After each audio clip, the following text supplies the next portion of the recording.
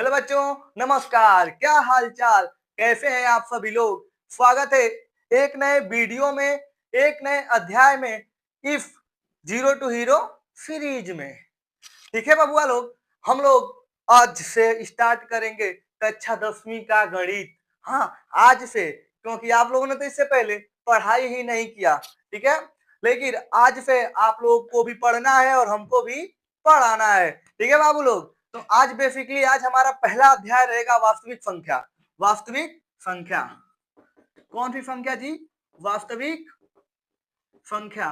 बाबू लोग, इसको पढ़ाने से पहले आप लोग को मैं कुछ बताना चाहता हूं। हमने ये नया जो सीरीज आया हुआ है zero to hero, basically zero to hero, यानी कि अब तक आप लोगों ने कुछ भी नहीं पढ़ा। अब तक आप लोगों ने अगर कुछ भी नहीं पढ़ा तो एग्जामिनेशन के डेट तक, यानी कि 28 फरवरी, कौन सी फरवरी जी? 28 फरवरी, 28 फरवरी तक आप लोग मैथ में 65 प्लस नंबर लाने के लायक बन जाएंगे। शर्त ये है कि आप लोग इस सीरीज के साथ जुड़िए, हमारे साथ जुड़िए, इस चैनल के साथ जुड़िए, वीडियो को लाइक कीजिए, कमेंट कीजिए और चैनल को सब्सक्राइब कीजिए। ठीक है बाबू लोग, तो ये थी थोड़ी सी बातें किसके बारे में, सीरीज के बारे में, जो आप लोग को थी बतानी।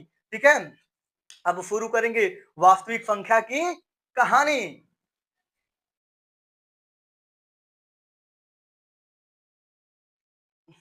ठीक है, तो स्टार्ट करते हैं वास्तविक संख्या की कहानी। अब वास्तविक संख्या, बाबू लोग, वास्तविक संख्या क्या होता है? वास्तविक संख्या क्या होता है? क्या होता है? अगर थोड़ा सा भी अगर आप पढ़े होंगे तो जानते होंगे, अगर नहीं पढ़े तो हम किस लिए हैं? बताने के लिए। तो जो बेसिकली वास्तविक संख्या होती है ना बाबू, दो को संख्या पे मिलकर बनी होती है। कौन कौन संख्या हो? एगो परिमेय संख्या और एगो अपरिमेय संख्या। कौन सी संख्या? बाबू चल नहीं रहा है जी, क्या करें इसको? चल जाएगा, अभी थोड़ा इसको भी ठंडी आ गया है, जानते हो बाबू, ठंडी आ गया है तो थोड़ा सा इसको इसे कर देंगे ना तो सही हो जाएगा। तो पहला हो जाएगा अपरिमेय संख्या। कौन सी संख्या? अपरिमेय संख्या। ठीक है बबुआ, दूसरा क्या हो जाएगा? परिमेय संख्या। दूसरा परिमेय संख्या। अब इतनी बड़ी यार गधे पड़े होंगे लोग, 90 में तो घूम रहे होंगे। हाँ, 90 में घूम रहे होंगे। तो अब पूछेंगे परिमेय संख्या और अपरिमेय संख्या क्या होता है, यो बता देते। बेसिकली बाबू ये वन शॉट है, क्रैश कोर्स है। क्या है? वन शॉट और क्रैश कोर्स है। क्रैश कोर्स का मतलब होता है कि सिर्फ रिवीजन रिवीजन रिवीजन, ये रिवीजन सीरीज है। लेकिन अब रिवीजन का मतलब ये भी नहीं है कि सिर्फ आए, लिख दिए रिवीजन और चले गए। ना बाबू ना, पूरा कॉन्सेप्ट के साथ पढ़ाएंगे, पूरे सवाल के साथ पढ़ाएंगे और लास्ट में मोस्ट इंपोर्टेंट क्वेश्चन भी बताएंगे हर अध्याय के। ठीक है बाबू, तो जो अपरिमेय संख्या होता है और ये परिमेय संख्या होते हैं बाबू, परिमेय संख्या और अपरिमेय संख्या में थोड़ी सी अंतर होते हैं। क्या? जो अपरिमेय संख्या होते हैं ना बाबू, इसे पी बाई क्यू के रूप में नहीं लिखा जा सकता है। नहीं लिखा जा सकता है, नहीं लिख सकते हैं। क्या जी? हे बाबू, नहीं लिख सकते हैं। ठीक है, इसको पी बाई क्यू के रूप में ना ही लिख सकते हैं। और ये जो हमारे पास परिमेय संख्या होता है ना बाबू, इसको हम पी बाई क्यू के रूप में क्या कर सकते हैं? लिख सकते हैं।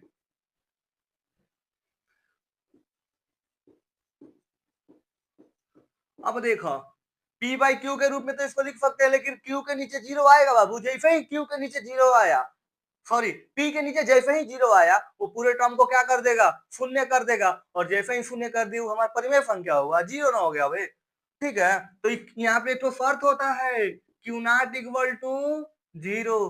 क्यू किसके बराबर नहीं होना चाहिए? जीरो के बराबर नहीं होना चाहिए। इतनी बात समझ में आई? तो अपरिमेय संख्या का उदाहरण देख लेते हैं बाबू लोग। जितने भी एक्स, एक्स एक्स का मतलब एग्जाम्पल होता है। एक्स नहीं, तू लोग बहुत गधे हो, तू लोग तुरंते समझ लेते हो कुछ और ही। पढ़ाई पे ध्यान देना इस समय, ठीक है। तो ए एक्स एग्जाम्पल, एग्जाम्पल क्या हो जाएगा बाबू? जितने भी रूट में संख्याएं होंगी, जैसे root 2, root 3, root 5, root 7, root 6 dot dot dot ना ना। अब तू लोग के दिमाग में चलना चाहिए, अरे रूट 1 को कहा गायब कर दिए सर जी, रूट 4 को कहा गायब कर दिए, और यहाँ पे रूट 9 भी तो आएगा। तो बाबू लोग, अपरिमेय संख्या वो होती है जो करनी में होती है, लेकिन शर्त ये भी होना चाहिए कि उसका पूर्ण वर्ग उपस्थित ना हो। क्या जी? पूर्ण वर्ग उपस्थित ना हो। तो ये हमारे पास पूर्ण वर्ग बन जाता है, इसलिए ये 2 आ जाता है, 2/1 लिख सकते हैं, लिख सकते हैं। ये रूट 9 आ जाता है तो 3 बन जाता है बाबू। इसीलिए हम जितने भी वर्गमूल वाली संख्या होती है, जिनके भी वर्गमूल संभव होते हैं, उनको अपरिमेय संख्या के श्रेणी में नहीं डाल सकते हैं बाबू। एक और इंटरेस्टिंग चीज, ये तो पाई होती है, क्या होती है बाबू? पाई। पाई जानते हो ना जी, इसका मान 22/7 होता है। तो पाई एक क्या होता है? अपरिमेय संख्या होती है। कौन सी संख्या? अपरिमेय संख्या। अब इधरिया आ जाते हैं हम लोग की दरिया अपरिमेय संख्या की तरफ, सॉरी परिमेय संख्या की तरफ। अब देखो बाबू लोग, परिमेय संख्या क्या होता है? पी बाई क्यू के रूप में लिख सकते हैं, क्यू नॉट इक्वल टू 0। एक है तो इसको 1/1 लिख सकते हैं ना, ये 0 के बराबर तो नहीं है ना, नहीं है। 2 है, 2/1 लिख सकते हैं, लिख सकते हैं। 7/3 परिमेय संख्या। ये सब किसके उदाहरण? परिमेय संख्या के उदाहरण। अच्छा अच्छा अच्छा, एक आ गया 22/7। बाबू 22/7, अब दिमाग में चल जाना चाहिए कि 22/7 किसका मान होता है? पाई का मान होता है। इसलिए क्या होना चाहिए? क्या होना चाहिए? बता, क्या होना चाहिए? अपरिमेय ना? हाँ, सही पकड़े हैं आप। और आपने पूरा -1 नंबर पा लिया। कितना नंबर? -1 नंबर। अरे बाबू 22/7 क्या होगा? परिमेय होगा, परिमेय होगा। और पाई क्या होगा? अपरिमेय होगा। तो यहाँ से एक तो फैक्ट लिखो। क्या लिखो बाबू लोग? एक फैक्ट लिखो। ये फैक्ट क्या होता है बाबू? फैक्ट बहुत इंपॉर्टेंट होता है, ये हर जगह घुस जाता है। पाई तो परिमेय है, क्या है जी? सॉरी, पाई पाई तो अपरिमेय,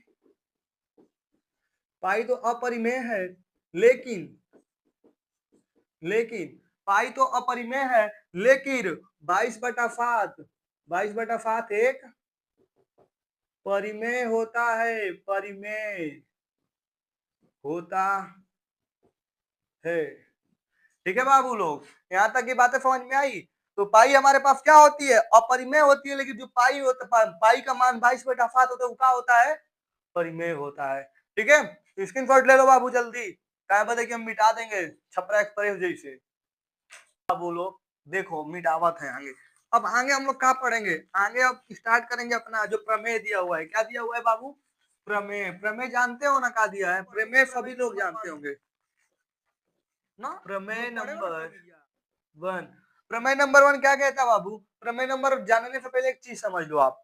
आपके पिताजी और आप, ठीक है, आपके पिताजी और आप, आपके भाई, आपके बहन, तो आप क्या कहोगे? आपके पिता, इनके भी पिता, उनके भी पिता, इनके भी पिता, यानी कि मान लीजिए अगर आप ये हुए, कौन? आप, भाई और बहन, और ऊपर क्या आ जाएंगे? पिताजी। पिताजी कौन आया ऊपर? पिताजी। अब आपके भाई के भी पिता कौन? आप ही के पिता। आपके पिता कौन? आपके तो पिता ही है। बहन के पिता कौन? आप ही के पिता। तो बेसिकली पिता को हम क्या मान सकते हैं? भाज्य संख्या। और आप लोगों को अभाज्य संख्या, कौन सी संख्या? अभाज्य संख्या। तो इसी तरह से प्रमेय नंबर 1 यहीं पे निष्पत्ति होती है प्रमेय नंबर 1 की। प्रमेय नंबर 1 कहता है भाज्य संख्याएं। कौन सी संख्याएं? भाज्य संख्याएं सदैव सदैव अभाज्य संख्या के, किसके जी? अभाज्य संख्या के गुणन खंडों में, किसमें? गुणन खंडों में रहती है, रहती है। कौन? भाज्य संख्या सदैव अभाज्य संख्या के गुणन खंडों में रहती है। यानी कि आपके आपके पिता के ही तो आप तीनों भाई बहन हैं, पिताजी के ही तो आप तीनों भाई बहन हैं, तो आप लोग इनके ही अंडर में रहते हैं, यानी कि आप भाज्य संख्या के ही अंदर में रहते हैं। यानी कि भाज्य संख्या के अंदर में अभाज्य संख्या हमेशा निहित होती है, किसमें? उनके गुणन खंडों में। यहाँ तक की बातें समझ में आई? यहाँ तक की बातें समझ में आई? तो आगे पढ़ेंगे। इसमें जो क्रम चलता है, जो क्रम होते हैं अद्वितीय होते हैं। क्रम अद्वितीय यानी कि मान लीजिए अगर आपने 2 लिखा तो 2 ही रहे, एक ही बार 2 आएगा।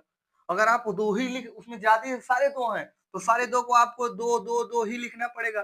3 है तो 2 के बाद 3, तो हमेशा 2 के बाद 3 ही लिखेंगे। 3 के बाद हमेशा 4 ही लिखेंगे। 4 के बाद हमेशा 5 ही लिखेंगे। तो इसमें क्रम क्या होते हैं? क्रम अद्वितीय होते हैं। अद्वितीय होते हैं। अब यह मैंने आपको शॉर्ट में बताया, अगर आप किताब में पढ़ने जाएंगे तो अरे बहुत पता ना क्या क्या लिख कर दिया हुआ है, हमको नहीं आता है वो सब चीजें। ठीक है, तो आप इतना चीजें ध्यान रखिएगा कि भाज्य संख्याएं सदैव अभाज्य संख्याओं के गुणनखंडों में रहती हैं, क्रम अद्वितीय होता है। जैसे पिताजी के अंडर में ही हम लोग रहते हैं, तो पिताजी को अगर भाज्य मानेंगे तो हम लोग क्या हुए, अभाज्य हुए। ठीक है, तो मिटाते हैं, फिर आप लोग को एग्जाम्पल समझाते हैं। एग्जाम्पल देखिए आप लोग, एग्जाम्पल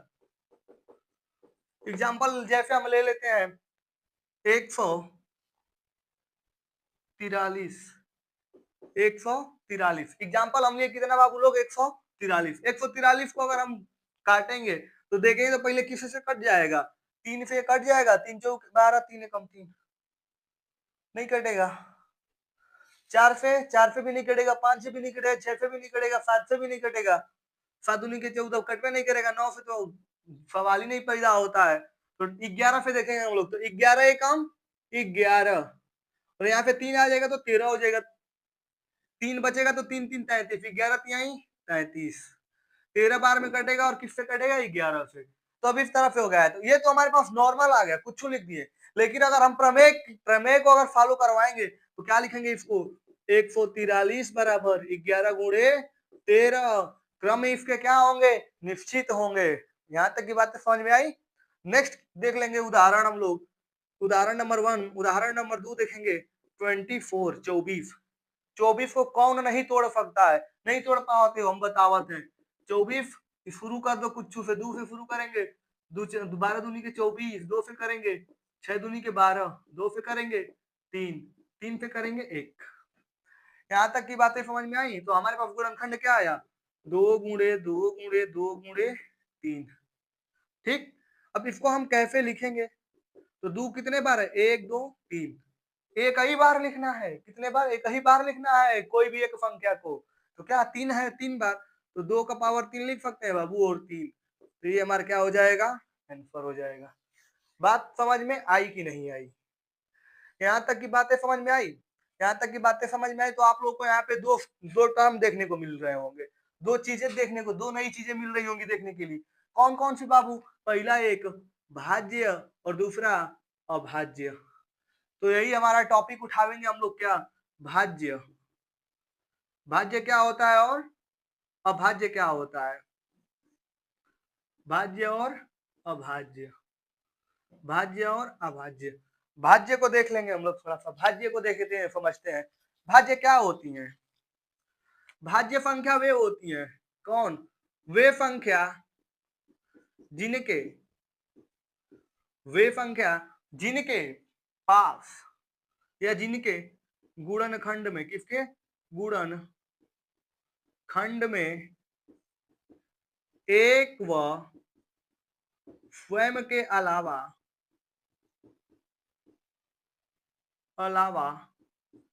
अन्य संख्या शामिल होती हैं। क्या होती हैं, अन्य संख्या शामिल होती हैं, ये भाज्य संख्या होती है। यानी कि एक और स्वयं के अलावा उसमें अन्य संख्या भी शामिल होंगी। अन्य संख्या मतलब भाज्य ना, अरे गधा नहीं, अन्य संख्या भाज्य, क्योंकि भाज्य के गुणनखंड में हमेशा भाज्य ही नहीं निकलेगा। तो वहां पे क्या, मान लीजिए जैसे उदाहरण फॉर एग्जांपल देखते हैं हम, अगर फॉर एग्जांपल देखें तो हम क्या ले लेते हैं, सबसे छोटा ले लेते हैं 4।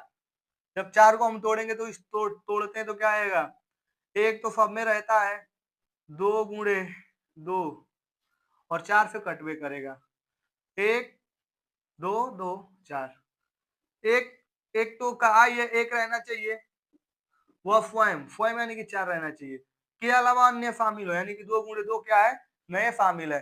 तो कैसी संख्या, भाज्य संख्या। अब अभाज्य संख्या देख लेते हैं, तो इसमें लिख लेंगे वे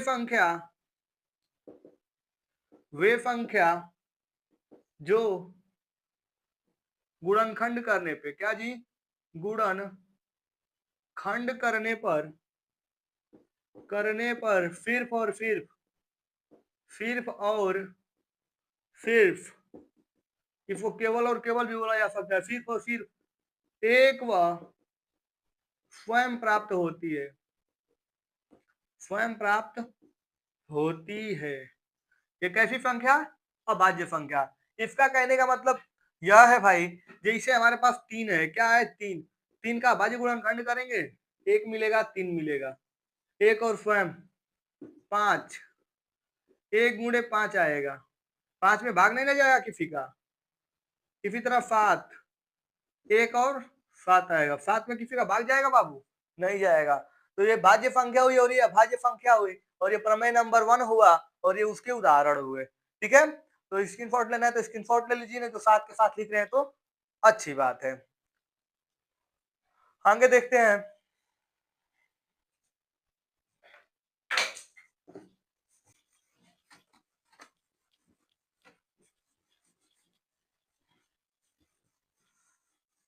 ठीक है, तो कुछ क्वेश्चंस देखेंगे जिससे हमारे कॉन्सेप्ट क्लियर हो जाए, जो अभी हम लोगों ने पढ़ा है।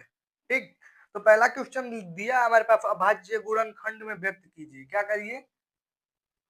अभाज्य गुणनखंड में व्यक्त करना है हमको, और पहला क्वेश्चन दे रखा है 140, 140 को अभाज्य गुणनखंड में व्यक्त करना है। दूसरा 156, और तीसरा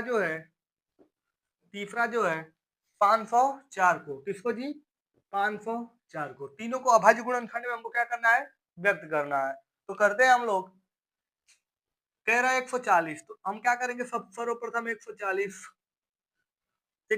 को अब देखेंगे कैसे। तो 10 है तो कन्फर्म है, यहाँ 0 है तो 2 गुणे 5 एगो आ जाएगा। तो कॉमन सेंस की बात होती है, लेकिन अब अगर बेसिकली करें, बेसिक से करना है, बेसिक से ही किया जाए। 2 से ले जाएंगे 70, 2 से ले जाएंगे 35, 5 से ले जाएंगे 7, 7 से ले जाएंगे एक बार। तो 140 को हम क्या लिख सकते हैं? 2 कितने बार है? 2 बार। तो लिखेंगे 2 का पावर 2 गुणे 5 कितने बार है? 1, तो 5। 7 कितने बार? 1, तो 7। तो ये बेसिकली हमारे किसका आ जाएगा? 140 का। दूसरा देखेंगे 156 का, किसका? 156 ले जाएंगे 2 से, 2 सत्ते 14, 2 अट्ठे 16, फिर 2 से, 2 त्याई 6, 2 नवा 18। अब देखिए अगर हम ढंग से, तो किसी से कट रहा है? 3 से कट रहा है, तो 3 से ले जाएंगे। 3 एकम 3 तितली के 9, और 3 13 से एक बार तो एक बार। अब आप लोग इसका हम लिखना चाहें तो कितने बार 2 है? 2 बार।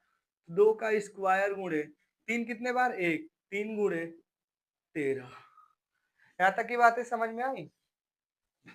अब देखेंगे 504 को, किसको बाबू? 504 को। तो दिख ही रहा है साफ, 2 से कट रहा है, कटवा लेंगे 2 से। तो 2 दूनी के 4, 2 पंजे 10, 2 दूनी के 4, 2 एकम 2, 2 दूनी के 4, 2 छक्के 12, 2 छक्के 12, 2 त्याई 6। अब देखा जाए तो किससे कटेगा? 3 से कट जाएगा। हाँ बाबू कट जाएगा। 3 से ले जाएंगे, 3 दूनी के 6, 3 एकम 3, फिर 3 से जाएगा, 3 सत्ते 21, 7 से एक बार में, 7 एकम 7। अब देखेंगे तो 504 का कितने बार 2 आया? 3 बार। 3 कितने बार? 2 बार। 7 कितने बार? एक बार। तो 504 वाला लिख देंगे, क्या आ जाएगा? 2 गुणे 2 गुणे 3 गुणे 7, और हमको प्रमेय के अनुसार लिखना है 2 एक और ही है का, 3 को 2 है ना, 1 2 3, तो 3 बार है तो 2 का पावर 3 गुणे 3 स्क्वायर, तो 3 का स्क्वायर गुणे 7। ये क्या हो जाएगा हमारा आंसर? ठीक है, यहाँ तक की बातें समझ में आई? यहाँ तक की बातें समझ में आई तो अगला सवाल देखते हैं हम लोग। मिटाना पड़ता है ना बाबू।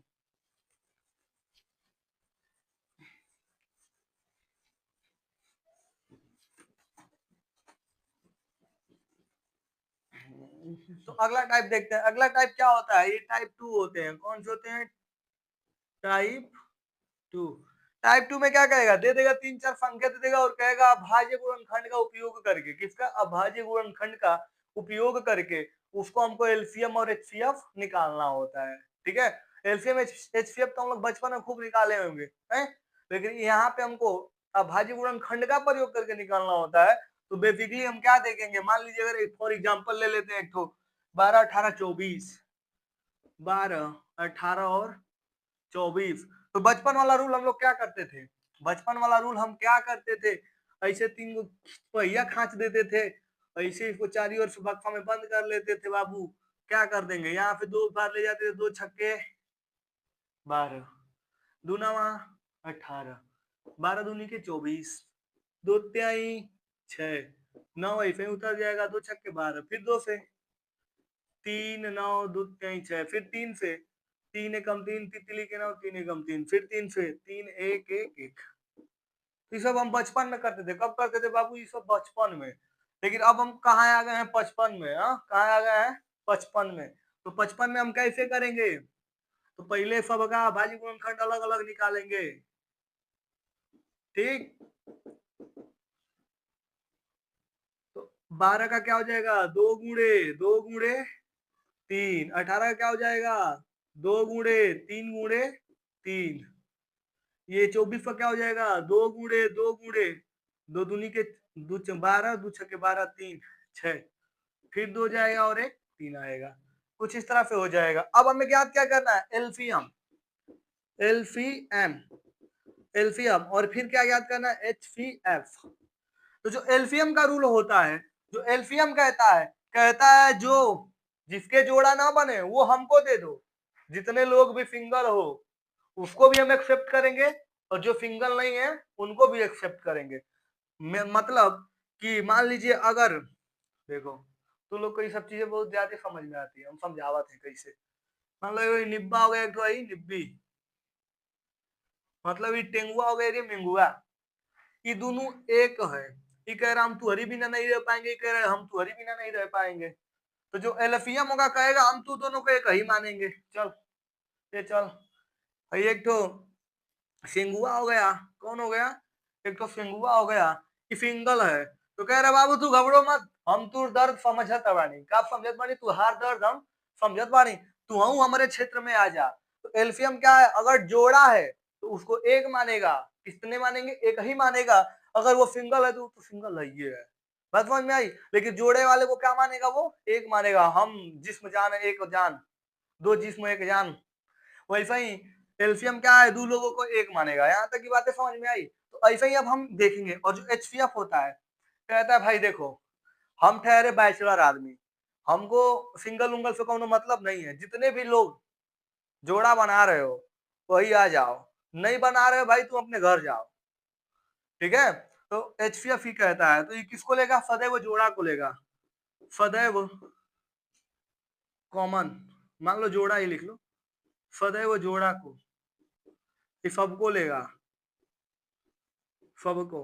तो अब देखो इसी कॉन्सेप्ट पे इधर हम सवाल सॉल्व करते हैं, ठीक। सवाल जब सॉल्व करने आएंगे हम लोग तो क्या मिल जाएगा हमें? 12 में देखो इसमें दुई, अच्छा रुको मरकरवा चेंज कर लेते हैं। दुई है, दुई है, इनमें देखो बाबू दुई है एक, एहू में दुई है, लेकिन यही में दुई नहीं है। इसका मतलब ही काम तो गड़बड़िया गया। चलो दुई गो है ना, तो चलो दुई गो का जोड़ा ही हो जाएगा।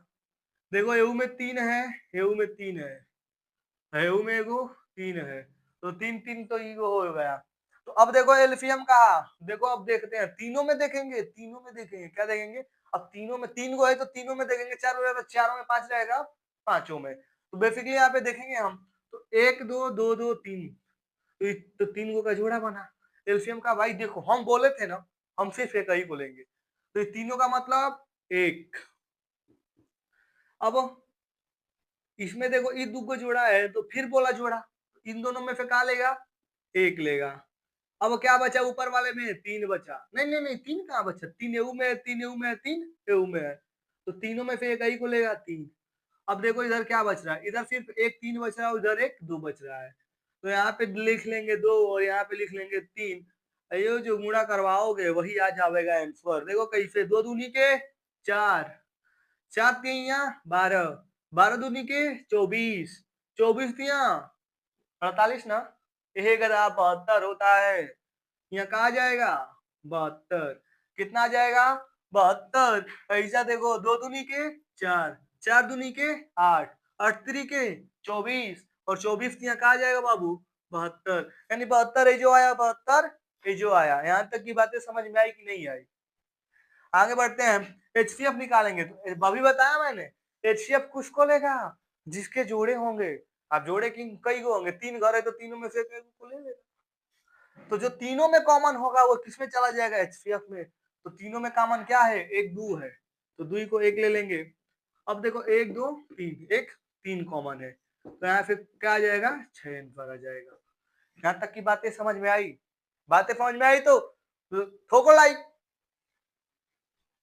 आगे कहीं भी कोई डाउट हो तो कमेंट बॉक्स में रखिए, हम उसको सॉल्व करेंगे।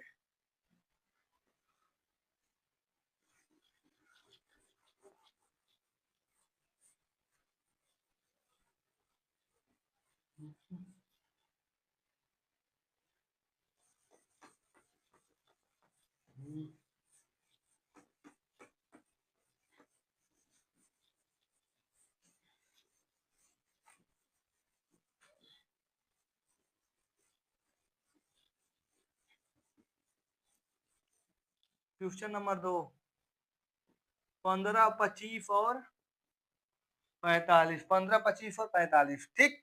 अब हम जाएंगे, बहुत टाइम नहीं लेना हम लोग को, तुरंत सॉल्व करना है। 15 को तुरंत तोड़ेंगे 3 गुणे 5 में, 25 को 5 गुणे 5 में, और 45 को बाबू, 45 को ना 5 45 होता है ना, तो 3 गुणे 5। अब निकालेंगे हम लोग एलसीएम, कौन सा फॉर्म, एलसीएम, और फिर निकालेंगे एचसीएफ, एलसीएम और एचसीएफ।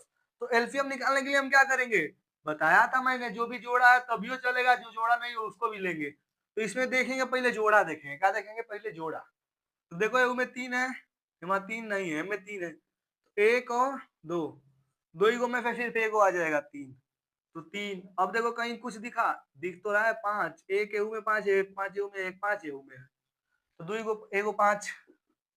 अब बचा क्या, एक 5 ही बचा और एक 3 ये बचा, तो 5 गुणे 3। तो जब इसका हम क्या करवाएंगे, गुणा करवाएंगे, तो 3 पंजे 15, 15 पचे 75, और 75 तिया 150 होता है ना, हाँ, खरेगा 225 होता है। तू लोग क्या करते हो जी, तू लोग, हाँ, इतना गलत कौन बताता है। ये हमारा हो गया क्या, एचसीएम। एचसीएफ के लिए जाएंगे बाबू, तो जब हम एचसीएफ के लिए जाएंगे तो एचसीएफ में का जो जोड़ा वही काम करेगा, तो इसमें क्या है 3 3 3, इसमें तो ये नहीं है, 5 है में, 5 है में, 5 है में, तीनों में क्या है, सिर्फ 5 है, तो 5 क्या हो जाएगा हमारे पास, एचसीएफ, ठीक। अब देखो यहाँ तक की बातें अगर समझ में आई होगी, तो आज का आखिरी टॉपिक यही रहा था। नहीं चलो एक और इम्पोर्टेंट टॉपिक बता देते हैं, उसके बाद क्लास को बंद कर दें। हाँ, तो देखो अगला वाला टॉपिक जो है हमारे पास, I mean जो लास्ट टॉपिक है इस पूरे क्लास का, पूरे अध्याय का, सॉरी पूरे क्लास का, अध्याय का तो कल लास्ट होगा, लेकिन इस क्लास का आज का जो लास्ट टॉपिक है हमारे पास हो जाएगा, एक सूत्र होता है HCF, ए कोमा बी बराबर ए गुणे B by LCM A comma B का। ये जो फॉर्मूला होता है इसको हमेशा रट लेना, ये मोस्ट इंपॉर्टेंट होता है। क्या होता है, मोस्ट इंपॉर्टेंट होता है, हर साल पूछल जाते हैं। क्या होता है जी, मोस्ट इंपॉर्टेंट है, पे जितना स्टार चढ़ाना बने चढ़ा लो, कौनो मतलब है। एक नंबर कंफर्म, कौनो नहीं रोक सकता, एक नंबर का सवाल हर साल बनता है। चलो, ये क्या मतलब होता है, इसका क्या मतलब होता है, इसका मतलब कुछ नहीं होता है, जैसे ए कोमा बी, यानी कि ए हो गया हमारे पास पहली संख्या, कितनी संख्या, पहली, और बी क्या हो गया, दूसरी संख्या, ठीक है। ए पहली संख्या और बी दूसरी संख्या, ठीक है ना। तो मान लो ये, अगर हम एक ले लेते हैं संख्या, क्या, एक संख्या, कौन हो, 25 और 45 ले लेते हैं, क्या ले लेते हैं, 25 और 45, तो 25 और 45 ले लिए हम, क्या लिए, 25 और 45, तो हमको पता है कि इन सब का एचसीएफ कितना आ जाएगा, एचसीएफ कितना मिलेगा 25 और 45 का, 25 और 45 का एचसीएफ 5 मिलेगा, क्योंकि हमको पता है हमें 50 25 आ जाएगा, और इसमें 15 तिया 45, 15 तिया 45, ठीक, 15 तिया 45, समझे। एक 5 एहू में आएगा, एक 5 एहू में आया, एक 5 एहू में आया, तो कितना है 5, एक ही 5, तो एचसीएफ मिल गया। अब एलसीएम निकालना है हमें, तो बहुत हमको रॉकेट साइंस इसमें लगाना नहीं है, ठीक। तो यहाँ से हम निकाल लेंगे डायरेक्ट एलसीएम, तो एलसीएम बराबर, ये एलसीएम 25 को 45, 25,45 के लिए एलसीएम देखो, गुणा में तो इधर ही जाके भाग हो जाएगा, गुणा में तो इधर ही आके भाग, सॉरी भाग में तो इधर ही आके गुणा में हो जाएगा। तो ए कॉमा बी, ए का मान कितना है बाबू 25 और बी का मान कितना है 45। नीचे में कहा जाएगा जी एचसीएफ ए कॉमा बी का, यानी कि इसका एचसीएफ कितना आएगा 5। काट देंगे तो कहा जाएगा 50 25। तो एलसीएम क्या जाएगा 50 25 को 5 हाथ में लगा, 2 पंचों के 20 2 22 225। ठीक, एलसीएम क्या जाएगा 225। यहाँ तक की बातें आप लोग को समझ में आ गई होंगी। ठीक है, यहाँ तक की बातें आप लोग को समझ में आई गई होंगी ना। अच्छा क्यों कितने लोग, अच्छा क्या पूछ रहे हो तुम? अरे गधा देखो, इसका भी 225 आया और इसका भी 225 है, कैसे आया ना, हम बता थे कैसे आया। देखो हम यहाँ पे क्या था, दूसरा वाला 15 था, तो 15 किससे मिलकर बनेगा 3 और 5 से, और 45 में 15 आता है कि नहीं आता है, 45 में 15 आता है कि नहीं आता है, आता है ना। तो बस इस 15 का कोई मतलब ही नहीं था, वैल्यू नहीं था इन दोनों के बीच में, तो इन दोनों इससे कोई मतलब नहीं था, इन दोनों के बीच में लैसा निकला था हमारा, तो यहीं से आ गया एलसीएम 225। ठीक है, यहाँ तक की बातें समझ में आई होंगी। मिलते हैं अगले क्लास में, इसी चैप्टर को आगे बढ़ाएंगे और कुछ अच्छे अच्छे सवाल करवाएंगे, तो जुड़ना ना भूलिए और जुड़े रहिए हमारे if zero to hero series में। हम शिखर तक पहुंचाएंगे आपको और अच्छा नंबर दिलवाएंगे गणित में। ठीक है, मिलते हैं नेक्स्ट क्लास में, तब तक के लिए बाय बाय। घर पे रहें, स्वस्थ रहें, मस्त रहो, क्लासों का आनंद लेते रहें।